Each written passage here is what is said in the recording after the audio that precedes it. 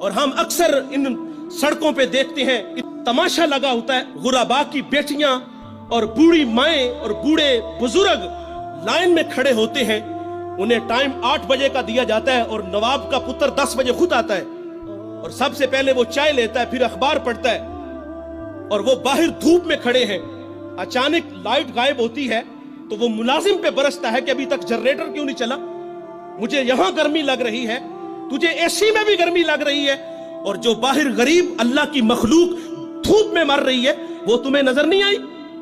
اللہ ایسی سخاوت کو ایسے مخیر حضرات کے منہ پہ مارے گا۔ اور ابو بکر خدمت کے لیے جاتے ہیں، جذبے کیسے ہیں؟ ایسے وقت میں جاتے ہیں جس وقت میں اللہ کے علاوہ انہیں کوئی بھی نہیں دیکھتا، خدمت کر کے آتے ہیں۔ کیا ہمارے اندر یہ جذبے ہیں؟ اور ہم تو 500 کا نوٹ بھی دیں تو ہزاروں لوگوں کو دکھاتے ہیں، ہم آٹے کا تھیلا دیں تو ذلیل اور رسوا کر کے دیتے ہیں، اور وہ کتنے بڑے لوگ ہیں یار، خدمت کرنے کے لیے جاتے ہیں، پاؤں میں جوتے بھی نہیں کہ کوئی میرے قدموں کی آہٹ کو بھی نہ سن لے۔ یہاں ایک توجہ یہ بھی آپ کی چاہوں گا، حضرت ابو بکر فرماتے ہیں کہ کہیں کسی کے نیند میں خلل نہ آئے میرے قدموں کی آہٹ کی وجہ سے۔ آج ہمسائے ہماری شرارتوں سے محفوظ نہیں، ہم نے ڈیک آن کیا، ہمسایہ صرف بیچارہ اتنا ہی کہتا ہے یار تھوڑی سی آواز آہستہ کر لو، وہ کہتا ہے تمہیں کیا تکلیف ہے، میرے گھر میں چل رہا ہے تمہیں کیا تکلیف ہے؟ یہ ہمارے یہ رویے ہیں صاحب، اور وہ کتنے بڑے لوگ ہیں چھپ کے خدمت کرتے ہیں صرف اللہ کی رضا کے لیے۔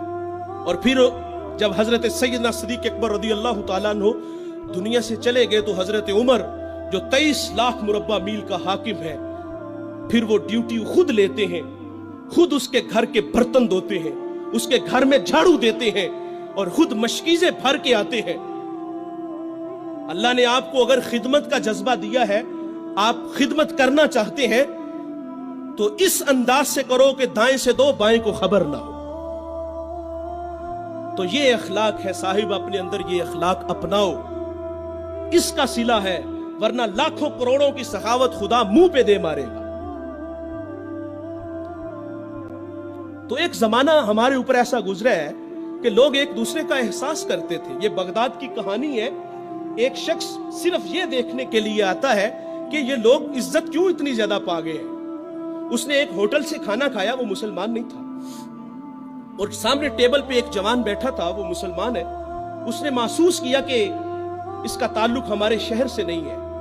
خیر کاؤنٹر پہ جا کے اس کا بل دیا، اور اس صاحب نے کھانا کھایا، بل دینے کے لیے کاؤنٹر پہ گیا تو کہا آپ کا بل ادا ہو گیا ہے۔ کہا یہاں تو مجھے کوئی جانتا نہیں، میں اجنبی ہوں۔ کہا ایسے ہی ہے، ایک مسلمان تھا اور اس نے آپ کا بل دیا اور چلا گیا۔ رکا اس لیے نہیں کہ آپ شکریہ کے لیے آگے بڑھیں گے، تو اس نے یہ بھی اپنے لیے مناسب نہیں سمجھا کہیں یہ نفس کی غذا نہ بن جائے۔ وہ اس بات سے متاثر ہوا، پھر ایک دکان پہ گیا، اسے کوئی چیز چاہیے تھی۔ جب دکان پہ گیا تو اس نے کہا یہ چیز مجھے چاہیے، قیمت طے ہوئی تو دکاندار پتہ کیا کہتا ہے؟ وہ کہتا ہے بھائی اسی معیار کی، اسی قیمت میں وہ جو سامنے دکان ہے، اگر یہ چیز تم اس سے خرید لو تو تمہیں کوئی اس پہ اعتراض تو نہیں؟ کہا مجھے چیز چاہیے۔ وہ سامنے دکان پہ گیا، اس نے وہ چیز خریدی، خرید کے جانے لگا، لیکن یہ تجسس تھا، اس نے ایسا مجھے کیوں کہا؟ یہ خود بھی تو نفع لے سکتا تھا، فائدہ تو اسے بھی ہو سکتا تھا، لیکن اس نے مجھے اس کے پاس کیوں بھیجا؟ دوبارہ پھر پلٹتا ہے اور آ کے کہتا ہے بھائی وہی معیار ہے، وہی قیمت ہے، لیکن اس کے پاس بھیجنے کا مقصد کیا تھا تیرا؟ اس نے کہا بھائی میں صبح سے اس وقت تک میرے پاس بڑے گاہک آئے ہیں اور میں نے اپنے بیوی بچوں کے لیے رزق روٹی اکٹھی کر لی ہے، اور وہ جو سامنے بھائی ہے اس کے پاس صبح سے لے کر اس وقت تک کوئی گاہک بھی نہیں آیا، تو میری آرزو تھی کہ تو اس سے جا کے خرید لیتا تاکہ وہ بھی اپنے بچوں کے لیے رزق روٹی لے جاتا۔ ایک ایسا زمانہ تھا، ہمارے اخلاق اتنے اچھے تھے، ہم ایک دوسرے کا خیال رکھتے تھے۔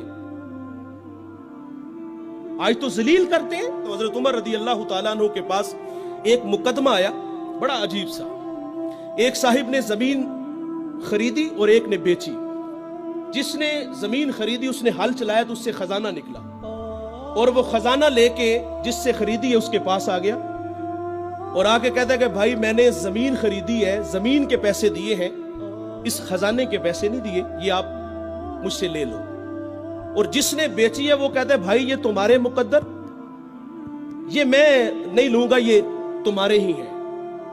ان کا آپس میں تنازع ہوا، حضرت عمر کے پاس آ گئے، وہ دے رہا ہے، وہ لے نہیں رہا۔